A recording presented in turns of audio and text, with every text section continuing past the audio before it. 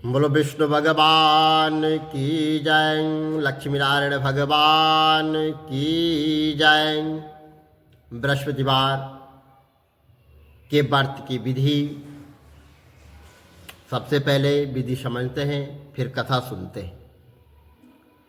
बृहस्पतिवार के दिन जो भी स्त्री और पुरुष व्रत करते हैं उनको चाहिए कि वह दिन में एक समय भोजन करें, क्योंकि बृहस्पतिश्वर भगवान का इस दिन पूजन होता है। भोजन में पीले चने की दाल आदि का दान करें, परंतु नमक नहीं खाएं और पीले वस्त्र पहने, पीले ही फलों का प्रयोग करें, पीले चंदन से पूजन करें। पूजन के बाद प्रेम पूर्वक बृहस्पति गुरुदेव महाराज की कथा सुननी चाहिए और इस व्रत को करने से मन की सभी इच्छाएं, सभी मनोकामनाएं पूरी होती है। इसमें कोई भी संदेह नहीं है, कोई भी संशय नहीं है। बृहस्पति महाराज प्रसन्न होते हैं, धन पुत्र विद्या तथा मन वांछित फलों की प्राप्ति होती है। परिवार में सुख तथा शांति रहती है। इसलिए यह व्रत सर्वश्रेष्ठ और अति फलदायक सब स्त्री और पुरुषों के लिए है। इस व्रत में केले का पूजन करना चाहिए। कथा और पूजन के समय मन क्रम वचन से शुद्ध होकर जो इच्छा हो बृहस्पति देव से प्रार्थना करनी चाहिए। उनकी इच्छाओं को बृहस्पति देव अवश्य पूर्ण करते हैं, ऐसा मन में दृढ़ विश्वास रखना चाहिए। बोलो बृहस्पति भगवान की जय। एक समय की बात है कि भारतवर्ष में एक राजा राज करता था। वह बड़ा प्रतापी दानी था। वह नित्य प्रति मंदिर में दर्शन करने जाता। वह ब्राह्मण और गुरु की सेवा किया करता था। उसके दरवाजे से कोई भी निराश होकर नहीं लौटता था तथा वह प्रत्येक गुरुवार को व्रत रखता एवं पूजन करता था। हर दिन गरीबों की सहायता करता रहता था, परंतु यह सब बातें उसकी रानी को पसंद नहीं थी। उसको अच्छा नहीं लगता था। वह न व्रत करती, न किसी को दान देती और तथा राजा से भी ऐसा करने को बार बार वह मना करती रहती थी। एक समय की बात है कि राजा शिकार खेलने को वन में निकल गए। घर पर रानी और दासी थी। उस समय गुरु बृहस्पति देव एक साधु का रूप धारण करके उसके दरवाजे पर भिक्षा मांगने के लिए आए। रानी से भिक्षा मांगी तो वह कहने लगी कि हे साधु महाराज, मैं इस दान पुण्य से तंग आ गई हूँ। मेरे से तो घर का कार्य समाप्त नहीं होता है और इस कार्य को करने के लिए तो मेरे पति देव भी बहुत है। अब आप ऐसा करिए कि यह सब धन नष्ट हो जाए तथा मैं आराम से रह सकूं। कोई ऐसा जो है आप उपाय करो। तो साधु बोले, हे देवी, तुम बड़ी विचित्र हो। संतान और धन से कोई दुखी नहीं होता है, इसको तो सभी चाहते हैं। पापी भी पुत्र और धन की इच्छा करता है। अगर आपके पास धन अधिक है तो भूखे मनुष्यों को भोजन कराओ, प्याव लगाओ, ब्राह्मणों को दान दो, धर्मशाला बनाओ, कुआं, तालाब, बावड़ी, बाग बगीचे आदि का निर्माण करवाओ तथा निर्धन मनुष्यों और कुंवारी कन्याओं का उनका विवाह कराओ और अनेक यज्ञ कर्म करो। इस प्रकार के कर्मों से आपके कुल का और आपका नाम लोक और परलोक में सार्थक होगा एवं स्वर्ग की प्राप्ति होगी। मगर वह रानी इन बातों से खुश नहीं थी। वह बोली, हे साधु महाराज, मुझे ऐसे धन की आवश्यकता नहीं है जिससे अन्य मनुष्यों को मैं दान दूं तथा जिसको संभाल कर रखने में मेरा सारा समय जो है बर्बाद हो जाए, नष्ट हो जाए। साधु ने कहा, हे देवी, अगर तुम्हारी ऐसी ही इच्छा है तो ऐसा ही होगा। मैं तुम्हें बताता हूँ, तुम वैसा ही करना। बृहस्पतिवार के दिन घर को जो है गोबर से लीपना, अपने बालों को धोना और धोते समय जो है स्नान भी करना। राजा से कहना कि वो जो है अपनी हजामत करवाएं और भोजन में जो है मांस, मदिरा आदि का जो है सेवन करना और कपड़ा जो है धोबी के यहाँ धुलवाले डालना है। इस प्रकार 7 बृहस्पतिवार ऐसा करने से तुम्हारा सब धन जो है नष्ट हो जाएगा। यहाँ कहकर साधु महाराज वहाँ से जो है अंतर्ध्यान हो गए। रानी ने साधु के कहने अनुसार जो है जैसे साधु महाराज ने कहा था वैसा ही किया और 3 बृहस्पतिवार बीते थे कि उसका समस्त जो धन था वो सब नष्ट हो गए और भोजन के लिए दोनों समय जो है परिवार अब तरसने लग गया। संसारिक भोगों से दुखी रहने लगे तथा वह राजा रानी से कहने लगा कि रानी तुम यहाँ पर रहो और मैं दूसरे देश को जाता हूँ, क्योंकि यहाँ पर तो मुझे सभी मनुष्य जानते हैं और इसलिए यहाँ पर मैं कोई कार्य भी नहीं कर सकता हूँ। ठीक है ना, तो मैं देश चोरी प्रदेश भीख के बराबर है। ऐसा कहकर जो है राजा चला गया। वह जंगल में जाता है और लकड़ी काट कर लाता है और शहर में उसको बेचता है। ऐसा जो है वह करता रहा, जीवन व्यतीत करने लगा। इधर राजा के घर में रानी दासी जो है बहुत वो दुखी रहने लग गई। किसी दिन भोजन मिलता और किसी दिन जल पीकर ही रह जाती। एक समय जो है रानी और दासी 7 दिन बिना भोजन के उनको व्यतीत हो गए। तो रानी ने अपनी दासी से कहा कि हे दासी, यहाँ पास के नगर में ही मेरी बहन रहती है, वह बड़ी धनवान है, तो उसके पास जा और वहाँ से जो है 5 सेर बेजर मांग कर लिया, जिससे कुछ समय के लिए जो है हमारा गुजर बसर हो जाएगा। इस प्रकार रानी की आज्ञा मानकर दासी रानी की बहन के पास गई। तो रानी की बहन उस समय जो है भगवान का पूजन कर रही थी, क्योंकि उस रोज बृहस्पतिवार का दिन था। जब दासी ने रानी की बहन को देखा और उससे बोली कि हे रानी, मुझे तुम्हारी बहन ने भेजा है, मेरे लिए जो है 5 सेर बेजर दे दो। तो इस प्रकार दासी ने अनेक बार कहा, परंतु रानी ने कुछ नहीं कहा, कोई उत्तर नहीं दिया, क्योंकि वह उस समय जो है बृहस्पतिवार की व्रत कथा सुन रही थी। इस प्रकार जब दासी को किसी प्रकार का कोई उत्तर नहीं मिला तो वह दुखी हुई और क्रोध भी उसको बहुत आया और लौटकर अपनी वापस आ गई और रानी के पास आकर बोली कि हे रानी, आपकी बहन बहुत बड़ी घमंडी है, वह छोटे लोगों से बात भी नहीं करती है। जब मैंने उससे तुम्हारा संदेश कहा तो उसने कोई उत्तर नहीं दिया, मैं वापस चली आई। रानी बोली, हे दासी, इसमें उसका कोई दोष नहीं है। जब बुरे दिन आते हैं तब कोई सहारा नहीं देता है, कोई साथ नहीं देता है। अच्छे बुरे का पता विपत्ति में ही लगता है। जो ईश्वर की इच्छा होगी वही होगा, वह सब हमारे भाग्य का दोष है। उधर उस रानी ने देखा कि मेरी बहन की दासी आई थी, परंतु मैं उससे कुछ बोली नहीं। इससे वह बहुत दुखी हुई होगी। या सोचकर वह कथा को सुनकर विष्णु भगवान का पूजन समाप्त कर रानी अपनी बहन के घर चल गई और जाकर अपनी बहन से कहने लगी कि हे बहन, जिस समय तुम्हारी दासी मेरे पास आई थी तब मैं बृहस्पतिवार की व्रत कथा सुन रही थी, परंतु जब तक कथा होती है तब तक न तो कोई उठता है न बोलता है, इसलिए मैं न तो बोली। और दासी क्यों गई थी? रानी बोली कि बहन, हमारे घर में अनाज नहीं था, वैसे तुमसे कोई बात छिपी नहीं है, इस कारण मैंने अपनी दासी को तुम्हारे पास 5 शेर बेजर लेने के लिए भेजा था। रानी बोली, बहन, बृहस्पति भगवान सबकी मनोकामना पूर्ण करते हैं, देखो शायद तुम्हारे घर में अनाज रखा हो। इस प्रकार का वचन जब रानी ने सुना तो घर के अंदर गई और वहाँ उसे एक बड़ा घड़ा जो है बेजर का मिला। तो वह रानी और दासी जो है बहुत खुशी हुई और दासी से कहने लगी कि रानी देखो, वैसे हमको जब नहीं मिलता तो हम रोज व्रत ही करते थे, जब खाने को कुछ नहीं मिलता तो हम व्रत ही करते थे। अगर इनसे व्रत की विधि और कथा भी पूछ ली जाए कि कैसे व्रत करते हैं, कैसी कथा करते हैं, तो हम भी क्या करेंगे। तब उस रानी ने अपनी बहन से पूछा कि हे बहन, बृहस्पतिवार की व्रत कथा कैसे तथा किस प्रकार करनी चाहिए। रानी की बहन ने कहा कि इस व्रत में चने की दाल, मुनक्का से भगवान विष्णु का केले की जड़ में पूजन करें तथा दीपक जलाएं, पीला भोजन करें तथा कहानी भगवान की व्रत कथा सुने।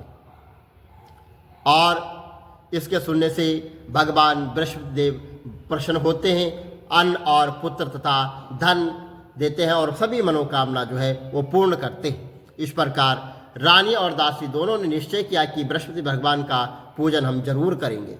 7 दिन बाद जब बृहस्पतिवार आया तो उन्होंने व्रत रखा, घुड़शाला में जाकर चना गुड़ बीन लाई और उसकी दाल केले की जड़ पर चढ़ा दी और विष्णु भगवान का जो है पूजन किया। अब भोजन पीला कहाँ से आए? बेचारी बहुत दुखी हुई, परंतु उन्होंने व्रत किया था। इस कारण भगवान बृहस्पतिदेव प्रसन्न थे। वह महात्मा के रूप में 2 थालों में सुंदर पीला भोजन लेकर आए और दासी को देकर बोले कि हे दासी, यह तुम्हारे और रानी के लिए मैं भोजन लाया हूँ, तुम दोनों भोजन का जरूर करना। दासी भोजन पाकर बहुत प्रसन्न हुई और रानी से बोली कि चलो रानी जी भोजन कर लें। तो रानी को इस विषय में कुछ भी पता नहीं था, इसलिए वह दासी से बोली कि तू ही भोजन कर, क्योंकि तू ही व्यर्थ में हमारी हंसी उड़ाती है। तो दासी बोली कि एक महात्मा भोजन दे गए हैं।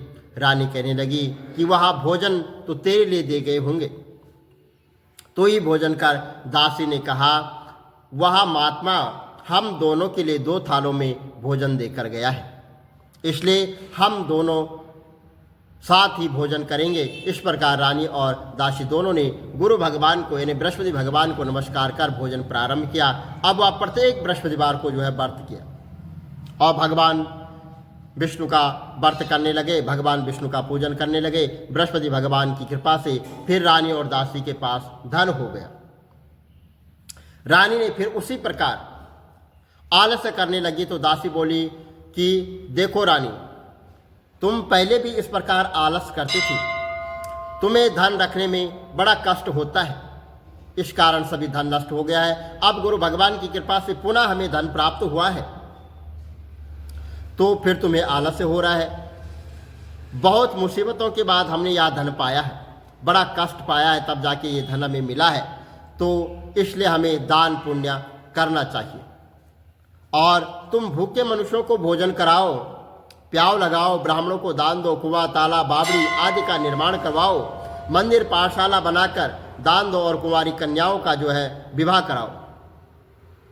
धन को शुभ कार्य में खर्च करो, जिससे तुम्हारे कुल का यश बढ़े तथा स्वर्ग प्राप्त हो और तुम्हारे पितृ बड़े प्रसन्न हो।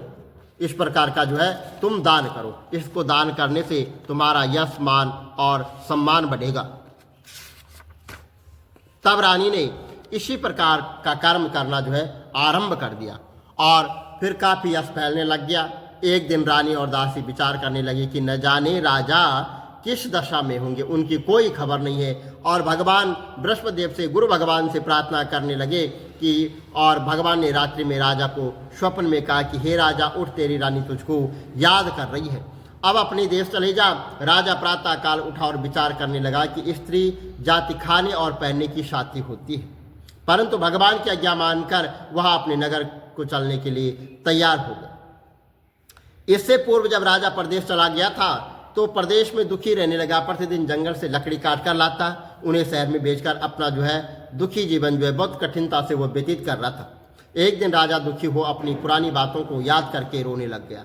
उस जंगल में बृहस्पतिदेव भगवान एक साधु का रूप धारण करके उसके पास आए और राजा के पास आकर बोले कि हे लकड़हारे, तुम बृहस्पतिदेव तुम जो है तो मतलब ऐसे जो है सुनसान जंगल में किस चिंता में बैठे हो, मुझको बताओ। तब यह सुनकर जो है राजा के नेत्रों में आंसू भर आए और साधु को प्रणाम करके बोले कि हे प्रभु, आप सब कुछ जानने वाले हैं। इतना कहकर जो है साधु को अपनी संपूर्ण कहानी यानी अपने संपूर्ण व्यथा, महात्मा दयालु होते हैं, उन्होंने सुना दी। तो राजा बोले कि हे राजन, तुम्हारी स्त्री ने बृहस्पतिदेव भगवान का जो है अपमान किया था, उनका अपराध किया था, जिस कारण तुम्हारी यह दशा हुई। अब तुम किसी प्रकार की चिंता मत करो, भगवान तुम्हें पहले से अधिक धन देंगे। देखो, तुम्हारी स्त्री ने बृहस्पतिवार का व्रत प्रारंभ कर दिया है और तुम मेरा कहना मानकर बृहस्पतिवार का व्रत करो और चने की दाल गुड़ चना 1 लोटे में डालकर केले का पूजन करो, फिर कथा कहो अथवा सुन लो, भगवान तुम्हारी सभी मनोकामनाओं को पूर्ण करेंगे। साधु प्रसन्न होकर देखकर राजा बोला कि हे प्रभु, मुझे लकड़ी बेचकर इतना पैसा नहीं मिलता जिससे मैं भोजन करने के उपरांत कुछ मैं बचा सकूं। मैंने रात्रि में अपनी रानी को व्याकुल देखा है, चिंतित देखा है, मेरे पास कुछ भी नहीं है जिससे मैं उसकी खबर मंगवा सकूं। फिर कौन सी कहानी कहूं, यह मुझको कुछ भी मालूम नहीं है। तो साधु बोला कि तुम किसी बात की चिंता मत करो, बृहस्पतिवार के दिन तुम रोजाना की तरह लकड़ियां जो है शहर में ले जाओ, तुम रोज से जो है दुगुना धन वहाँ पर प्राप्त करोगे, जिससे तुम भली भांति भोजन कर लोगे। तब बृहस्पति देव की पूजा का सामान भी आ जाएगा। और बृहस्पतिवार की कहानी जो है इस प्रकार जो है आगे सुनो। प्राचीन काल में जो है यहाँ से जो है बृहस्पति भगवान की कहानी भी शुरू होती है। तो प्राचीन काल में एक ब्राह्मण था, वह बहुत निर्धन था, उसके कोई संतान नहीं थी। वह स्त्री बहुत मलिनता के साथ रहती थी और वह न स्नान करती न किसी देवता का पूजन करती।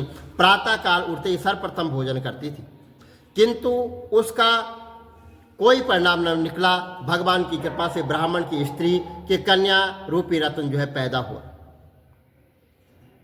और पैदा हुआ वह कन्या अपने पिता के घर में बड़ी होने लगी। वह बालिका प्रातः स्नान करके भगवान विष्णु का जाप करने लगी, बृहस्पतिवार का व्रत करने लगी, अपने पूजा पाठ को समाप्त करके स्कूल जाती और अपनी मुट्ठी में जौ भरकर ले जाती, और पाठशाला जो विद्यालय जाने का रास्ता था वहां पर डालते जाती, और वही जौ जो वो स्वर्ण हो जाते थे और लौटते समय जो है उनको जो है इकट्ठा करके घर ले आती। एक दिन वह बालिका सूप में उन सोने के जौ को साफ कर रही थी, फटक रही थी, तो उसकी माँ ने देख लिया और कहा कि हे बेटी, सोने के जौ को जो है साफ करने के लिए सोने का सूपा भी होना चाहिए, इस दिन होना चाहिए। और दूसरे दिन जो है गुरुवार था, उस कन्या ने व्रत रखा और बृहस्पति देव से प्रार्थना करके कहा कि हे प्रभु, मैंने आपकी अगर सच्चे मन से पूजा की है तो मेरे लिए जो है एक सोने का सूप दे दो। तो बृहस्पति देव ने उसकी प्रार्थना स्वीकार कर ली, और रोजाना की तरह वह कन्या जौ फैलाते गई, और जब लौट कर आई तो उनको बीन कर जो है बीन रही थी, तो बृहस्पति भगवान की कृपा से सोने का उसको सूप मिल गया। उसे वहाँ घर ले आए और उससे जौ साफ करने लग गए, परंतु उसकी माँ का वही ढंग रहा, वो कोई चेंज नहीं हुई। तो एक दिन की बात है कि वह कन्या सोने के सूप में जौ को साफ कर रही थी। उस समय शहर का जो राजा का पुत्र था वहां से होकर निकला, वहां से जा रहा था, और वह जब जा रहा था तो इस कन्या के रूप और कार्य को देखकर वो उस पर मोहित हो गया, तथा अपने घर जाकर भोजन तथा जल को त्याग कर उदास होकर लेट गया। और राजा को जब इस बात का पता चला तो अपने मंत्रियों के साथ अपने पुत्र के पास गया और बोला कि बेटा, तुम्हें किस बात का कष्ट है? किसी ने तुम्हारा कोई अपमान किया है अथवा किसी ने तुम्हारे लिए कुछ कहा है? तो बेटा बोला कि मेरा किसी ने कोई अपमान नहीं किया है, ना किसी ने मुझे कुछ कहा है, मुझे आपकी कृपा से किसी बात का कोई भी दुख नहीं है, और परंतु मैं उस लड़की के साथ विवाह करना चाहता हूँ जो सोने के सूप से जौ साफ कर रही थी। यह सुनकर जो है राजा आश्चर्य में पड़ गया। बोला, हे बेटा, इस तरह की कन्या का पता तुम ही लगाओ, मैं उसके साथ तुम्हारा विवाह अवश्य करवा दूंगा। राजकुमार ने उस लड़की के घर का पता बताया। तब मंत्री उस लड़की के घर गए और ब्राह्मण देवता को सभी हाल बतलाया। ब्राह्मण देवता राजकुमार के साथ अपनी कन्या का विवाह करने के लिए तैयार हो गए, तथा विधि विधान के अनुसार ब्राह्मण की कन्या का विवाह भी राजकुमार के साथ संपन्न हो गया। कन्या के घर से जाते ही पहले की भांति उस ब्राह्मण देवता के घर में गरीबी का निवास हो गया। अब भोजन के लिए अन्न बड़ी मुश्किल से मिलता। एक दिन दुखी होकर ब्राह्मण देवता अपनी पुत्री के पास गए। बेटी ने पिता की दुखी अवस्था को देखकर अपनी माँ का हाल पूछा। तब ब्राह्मण ने सभी हाल कह बताया कि तेरी माँ ऐसी है, ऐसा कार्य करती है। तो कन्या ने बहुत सा धन देकर अपने पिता को वहाँ से विदा कर दिया। इस तरह ब्राह्मण का कुछ समय सुखपूर्वक वहाँ पर जो है व्यतीत हो गया। कुछ दिन बाद फिर वही हाल। ब्राह्मण फिर अपनी कन्या के यहाँ गया और सभी हाल कहा। तो लड़की बोली कि हे पिताजी, आप माता जी को यहाँ ले आओ, मैं उन्हें विधि बता दूंगी जिससे जो है गरीबी दूर हो जाएगी। वह ब्राह्मण देवता अपनी स्त्री को साथ लेकर पहुंचे तो पुत्री अपनी माँ को समझाने लगी कि हे माँ, तुम प्रातःकाल उठकर जो है सर्वप्रथम स्नान करो और विष्णु भगवान का पूजन करो तो सब दरिद्रता जो है वह दूर हो जाएगी। परंतु उसकी माँ ने एक भी बात नहीं मानी उसकी, और प्रातःकाल उठकर सबसे पहले अपनी पुत्री का जो बच्चों का जूठन वो खा लेती थी। एक दिन उसकी पुत्री को बहुत बड़ा क्रोध आया, बहुत बड़ा गुस्सा आया, और वह एक रात कोठरी से सभी सामान निकाल दिया और अपनी माँ को उसमें बंद कर दिया। प्रातःकाल उसमें से निकाला, स्नान करवाया और पूजा पाठ करवाया तो उसकी माँ की बुद्धि ठीक हो गई और वह प्रत्येक बृहस्पतिवार का व्रत रखने लगी। इस व्रत के प्रभाव से उसकी माँ बहुत धनवान हो गई तथा पुत्रवती हो गई, और बृहस्पति जी के जो है प्रभाव से स्वर्ग को प्राप्त हुई तथा ब्राह्मण भी सुखपूर्वक इस लोक के सुख भोग कर जो है स्वर्ग को प्राप्त हुआ। इस तरह कहानी सुनकर साधु देवता वहाँ से लोप हो गए। धीरे धीरे समय व्यतीत होने पर बृहस्पतिवार का दिन आया और राजा जंगल से लकड़ी काट कर किसी शहर में बेचने गया। उसे उस दिन जो है अधिक धन मिला तो राजा ने जो है चना गुड़ लाकर बृहस्पतिवार का व्रत किया। उस दिन उसके सभी क्लेश वहाँ से उस दिन से दूर होने शुरू हो गए। परंतु जब दूसरा जो है बृहस्पतिवार आया तो बृहस्पतिवार का राजा जो है व्रत करना भूल गया। इस कारण बृहस्पति भगवान उससे नाराज हो गए। उस दिन उस नगर के राजा ने विशाल यज्ञ का आयोजन किया था तथा पूरे शहर में घोषणा करवा दी कि कोई भी मनुष्य अपने घर में भोजन नहीं बनाएगा, आज कोई आग भी नहीं जलाएगा अपने घर में। समस्त लोग मेरे यहाँ भोजन करने आएंगे और मेरी जो इस आज्ञा को नहीं मानेगा उसके लिए जो है फांसी की सजा जो है तत्पर हो जाएगी, उसको फांसी दी जाएगी। इस तरह की घोषणा संपूर्ण नगर में करवा दी गई। राजा की आज्ञा अनुसार शहर के सभी लोग भोजन करने गए, लेकिन लकड़हारा कुछ देर से पहुंचा, इसलिए राजा ने उसको अपने साथ घर में ले गए और ले जाकर भोजन करा रहे थे तो रानी की दृष्टि उस खूंटी पर पड़ गई जिस पर उसका हार लटका हुआ था। वहां पर वो हार दिखाई नहीं दिया। रानी ने निश्चय किया कि इस मनुष्य ने जो है इसी ने जो है मेरा हार चुराया है, और उसी समय वहां पर राजमंत्रियों को बुलाकर उसको अंदर करवा दिया। जब राजा जेल खाने गया तो बहुत दुखी होकर विचार करने लगा कि न जाने कौन से पूर्व जन्म के कर्म से मेरे लिए दुख प्राप्त हुआ, और उसी साधु को याद करने लग गया, यानी भगवान विष्णु को जो है याद करने लग गया जो उनको जंगल में मिला था। अरे मूर्ख, उसी समय जो है तत्काल बृहस्पतिदेव साधु के रूप में प्रकट हो गए और उसकी दशा देखकर कहने लगे कि अरे मूर्ख, तूने बृहस्पतिदेव की कथा नहीं की है, इसी कारण तुझे जो है दुख प्राप्त हुआ है। अब चिंता मत कर, बृहस्पतिवार के दिन तुझे जो है इस कैद खाने के दरवाजे पर 4 पैसे पड़े मिलेंगे और तू जो है बृहस्पतिदेव की पूजा करना तेरे सभी कष्ट जो है दूर हो जाएंगे। और उसी रात्रि को बृहस्पतिदेव ने उस नगर के राजा को स्वप्न में कहा कि राजन, तुमने जिस आदमी को जो बंदी कारागार में बंद कर रखा है, बंद करवा रखा है, वह निर्दोष है, वह राजा है, उसे छोड़ दो। रानी का हार उसी खूंटी पर लटका हुआ है जहां पर रखा हुआ है। अगर तू ऐसा नहीं करेगा तो मैं तेरा राज जो है नष्ट कर दूंगा। इस तरह रात्रि को जो स्वप्न को देखकर राजा प्रातःकाल उठा और खूंटी पर हार टंगा देकर लकड़हारे को बुलाकर क्षमा मांगी और राजा को योग्य वस्त्र और जो है आभूषण देकर वहां से विदा किया। भगवान बृहस्पतिदेव की आज्ञा अनुसार राजा अपने नगर को चल दिया। जब नगर के निकट पहुंचा तो उसे बड़ा आश्चर्य हुआ। नगर में पहले से अधिक जो है बाग, तालाब, कुएं तथा बहुत सी जो है वहां पर धर्मशालाएं, मंदिर आदि बने हुए थे। राजा ने पूछा कि यहाँ किसका बाग है और धर्मशाला है। तब नगर के सब लोग कहने लगे कि यह सब रानी और उसकी दासी ने बनाए हैं। तो राजा को आश्चर्य हुआ और गुस्सा भी आया। जब रानी ने यह खबर सुनी कि राजा आ रहे हैं तो उसने अपनी दासी से कहा कि हे दासी, देखकर राजा हमको कितनी बुरी हालत में छोड़कर गए थे, यहाँ हमारी ऐसी हालत देखकर कहीं वापस लौट के न जाए, इसलिए तू दरवाजे पर खड़ी हो जा।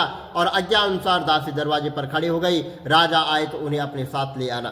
तब राजा ने क्रोध करके अपनी तलवार निकाली और पूछा, यह बताओ कि यह धन तुम्हें कैसे प्राप्त हुआ है? तब उन्होंने कहा कि यह सब धन जो है हमें भगवान बृहस्पतिदेव यानी भगवान विष्णु की कृपा से प्राप्त हुआ है। बृहस्पतिदेव का हमने व्रत किया है, उनके प्रभाव से हमें यह धन प्राप्त हुआ है। राजा ने निश्चय किया कि 7 रोज बाद सभी बृहस्पतिदेव का पूजन करते, परंतु मैं रोजाना दिन में 3 बार कथा कहा करूंगा और कथा सुना करूंगा, रोज व्रत क्या करूंगा। अब हर समय राजा के दुपट्टे पर चने की दाल बंधी रहती थी, दिन में 3 बार कथा करता था। हर रोज ऐसा विचार किया कि चलो अब एक दिन जो है राजा ने ऐसा विचार किया कि चलो अपनी बहन के यहाँ हुआ हूँ। तो इस तरह निश्चय कर राजा घोड़े पर सवार होकर अपनी बहन के घर जाने लगा। उसने देखा कि कुछ आदमी एक मृतक शरीर को ले जा रहे हैं। उन्हें रोककर राजा कहने लगा कि अरे भाई, मेरी बृहस्पतिवार की कथा सुन लो। वो बोले, जिसको अपनी बृहस्पतिवार की कथा की पढ़ी है, यहाँ तो हमारा जो है आदमी पूरा हो गया, इसको अपनी कथा की पढ़ी है। तो कुछ आदमी बोले, अच्छा कहो, हम तुम्हारी कथा भी सुन लेंगे। राजा ने दाल निकाली, कथा कहने लगा। जब कथा आदि हुई तो वहाँ पर जो मृत व्यक्ति पड़ा हुआ था वो हिलने लग गया, और जब कथा समाप्त हुई तो वह राम राम कहकर जो है खड़ा हो गया। आगे मार्ग में उसे एक किसान खेत में हल चलाता मिला। राजा ने उसे देखकर उसे बोला कि अरे भाई, तुम मुझसे बृहस्पतिवार की कथा सुन लो। किसान बोला कि जब तक मैं तेरी कथा सुनता हूँ तब तक मैं थोड़ा अपना हल जोत लूँगा, थोड़ा और हल लगा दूंगा, तो अपनी कथा भैया किसी और को सुना दे। इस तरह राजा आगे चलने लगा। राजा के हटते ही वहाँ पर जो है उसके बैल गिर पड़े और उसके पेट में बहुत तेज का जो है दर्द शुरू हो गया। उस समय उसकी माँ जो है रोटी लेकर आई। उसने जब यहाँ देखा तो अपने पुत्र से सब हाल पूछा। बेटे ने भी सब हाल कह सुनाया। तब वह बुढ़िया दौड़ी दौड़ी उस घुड़सवार के यानी राजा के पास गई और उससे बोली कि मैं तुम्हारी कथा सुनूंगी, तो अपनी कथा मेरे खेत पर ही चल कर कहना। बुढ़िया ने खेत पर जाकर जो है कथा सुनी, और सुनते ही बैल वहाँ पर खड़े हो गए और किसान का पेट के दर्द का वो भी जो है समाप्त हो गया। और राजा अपनी बहन के घर पहुँच गया। बहन ने भाई की खूब मेहमानी की। दूसरे दिन राजा जो है प्रातःकाल जागा, वहाँ देखने लगा कि यहाँ सब लोग जो है भोजन कर रहे हैं। राजा ने अपनी बहन से कहा कि ऐसा कोई मनुष्य है जिसने अभी तक भोजन न किया हो, जो मुझसे बृहस्पतिवार की कथा सुन ले। बहन बोली कि हे भैया, यह देश ऐसा ही है, यहाँ लोग पहले भोजन करते हैं, बाद में अन्य कार्य करते हैं। अगर कोई पड़ोस में हो तो देखता हूँ। वहाँ ऐसा देखने चली गई, परंतु उसे कोई भी ऐसा व्यक्ति वहाँ पर नहीं मिला जिसने जो है भोजन न किया हो। अतः वह एक कुमार के घर गई जिसका लड़का बीमार था। उसे मालूम हुआ कि उसके यहाँ 3 रोज से जो है किसी ने जो है भोजन नहीं किया। रानी ने अपने भाई की कथा सुनने के लिए कुमार से बहुत आग्रह किया। वह तैयार हो गया। राजा ने जाकर बृहस्पतिवार की जो है कथा कही, जिसको सुनकर उसका लड़का ठीक हो गया। तब जो है राजा की हर ओर प्रशंसा होने लगी। एक दिन राजा ने अपनी बहन से कहा कि हे बहन, अब अपने घर को मैं जाऊंगा, तुम भी तैयार हो जाओ। राजा की बहन ने अपनी सास से पूछा। सास बोली, हाँ चली जा, परंतु लड़कों को मत ले जाना, क्योंकि तेरे भाई की कोई संतान नहीं है। बहन ने अपने भाई से कहा, भाई मैं तो चलूंगी, मगर कोई भी बच्चा नहीं जाएगा। राजा बोला, जब कोई बालक नहीं चलेगा तब तुम क्या करोगी। बहुत दुखी मन से राजा अपने नगर को लौट आया। राजा ने अपनी रानी से कहा कि हम निर्वंशी हैं, हमारा मुंह देखने का भी धर्म नहीं है, कुछ लोग जो है भोजन आदि नहीं किया। रानी बोली, हे राजन, हमें बृहस्पतिदेव ने सब कुछ दिया है, तो संतान भी वो अवश्य देंगे। उसी रात जो है बृहस्पतिदेव ने राजा को स्वप्न में कहा कि हे राजन, उठ सभी सोच त्याग दे, तेरी रानी जो है गर्भवती है। राजा को यह बात सुनकर बहुत खुशी हुई। 9वें महीने में उसके गर्भ से एक सुंदर पुत्र जो है प्राप्त हुआ। तब राजा बोला कि हे रानी, स्त्री बिना भोजन के रह सकती है, बिना कहे नहीं रह सकती है। जब मेरी बहन यहाँ आए तो उसको कुछ मत कहना। रानी ने सुनकर हाँ कर दी। जब राजा की बहन ने यह शुभ समाचार सुना तो वह बहुत खुशी हुई और बधाई लेकर अपने भाई की यहाँ आई। तब जो है तो रानी ने कहा कि घोड़ा चढ़कर तो नहीं आई, गधा चढ़कर आइए। राजा की बहन बोली, भाभी, अगर मैं इस प्रकार न कहती तो तुम्हें जो है औलाद प्राप्त नहीं होती है, तुम्हें औलाद कैसे मिलती। तो बृहस्पतिदेव ऐसे ही है, जैसे जिसकी मन में मनोकामनाएं हैं सभी पूर्ण होती है। जो सद्भावना पूर्वक बृहस्पतिवार का जो है व्रत करता है, सच्चे मन से व्रत करता है, उसकी जो है सभी मनोकामनाएं पूर्ण होती है। जो कथा पढ़ता है, सुनता है, दूसरों को सुनाता है, बृहस्पति भगवान उसकी सभी मनोकामनाएं पूर्ण करते हैं और श्रद्धा से बृहस्पति भगवान देव उनकी सदैव जो है वहाँ पर रक्षा करते हैं और संसार में सच्ची भावना और श्रद्धा से भगवान जी का जो पूजन करते हैं उनकी सभी जो है मनोकामनाएं पूर्ण होती है। जैसे सच्ची भावना से राजा और रानी ने उनकी कथा का गुणगान किया तो उनकी जो है सभी इच्छाएं बृहस्पति देव की कृपा से पूर्ण हुई और इसलिए जो है सबको कथा और सुनने के बाद जो है प्रसाद लेकर जाना चाहिए। हृदय में उसका जो है मनन करते हुए जयकारा जो है बोलना चाहे तो बोलो बृहस्पति भगवान की जय, विष्णु भगवान की जय। ओम नमो भगवते वासुदेवाय, ओम नमो भगवते वासुदेवाय। बोलो विष्णु भगवान की जय, बृहस्पति भगवान की जय।